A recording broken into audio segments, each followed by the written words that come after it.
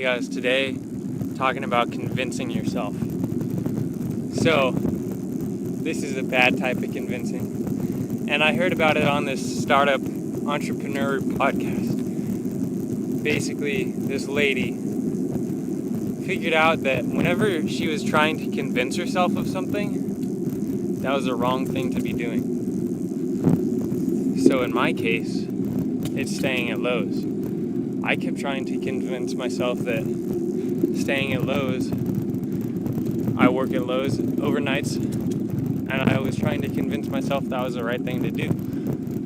And then I listened to that podcast, and about a week later, I saw this opening at Dairy Queen, and I was like, hey, stop convincing yourself. And then I applied for the job at Dairy Queen, and now I'm working at Dairy Queen and Lowe's for 2 weeks. But then I was like, holy crap, I'm not sure Dairy Queen is for me. So I was talking to my boss at Lowe's. I had already put in my 2 weeks. And he said that I could apply for another job inside the company. So I applied for this assembly job, which is like putting together barbecues and stuff. And so then I was like, okay, if I stay at Dairy Queen, am I convincing myself that this is okay? Or is the job at Lowe's, the assembler job, a better job? Or should I just stay with my night shift, which I can't now because I put in my 2 weeks? So basically, convincing myself is all a muddle right now. But what I wanted to get out of this is that you may be in a situation where you could improve. You could do something to make your life a little better. But you convince yourself to say, I don't need more. It's okay. I'm content with where I'm at. Now, being content is a good thing. And I've had plenty of conversations with my friends about how they think you can't be content and make progress. Like if you're content, you're not going to do anything with your life. But I try to argue that you can be content, but also do something. So it's a hard thing to argue. If you read The Power of Now, he talks about it. Eckhart Tolle. It's basically about living in the moment. So it's hard to not convince yourself. And then when you realize you are convincing yourself, you want to try to make a move that will be better than what you're doing right now. And to go along with this, I had this idea last night that change is freeing. Change is like the only thing in this world that is good. No, that's not true, but if you have this idea in your mind that change is a good thing as opposed to a bad thing, you will go places, I think.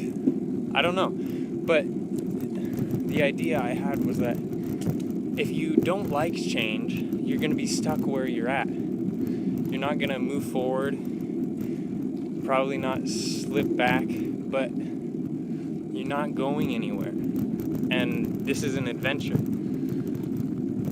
So if you embrace change and realize that that is the important part of life, not the important part, but if you realize change is a good force and not a bad one, I think you can do a lot more than you're doing right now. So if I said change is a bad thing, I would have stayed at Lowe's. I would keep working there, and I'd probably stay in this town that I was born in for the rest of my life. But if I say change is a good thing, then I go work at Dairy Queen, and I'm like, oh crap, I don't think I like working at fast food. And then I go back to Lowe's or get another job, and I'm learning. Change allows you to learn, and that's what I'm getting out of this. Is it gives you experience, and without change, you can't learn. So change is a good thing. Embrace it. Now, a lot of change is sucky, and that's why people don't like change. But even the sucky things make way for better things. And not like you're gonna die eventually. I don't know. Change is inevitable though. And if you embrace it, you'll go much further than if you try to resist it. That's all for today. Change is good, embrace it, and stop convincing yourself to settle for where you're at. Okay, peace guys. See you this Friday when I will be making a special episode, which you guys will see. See you guys.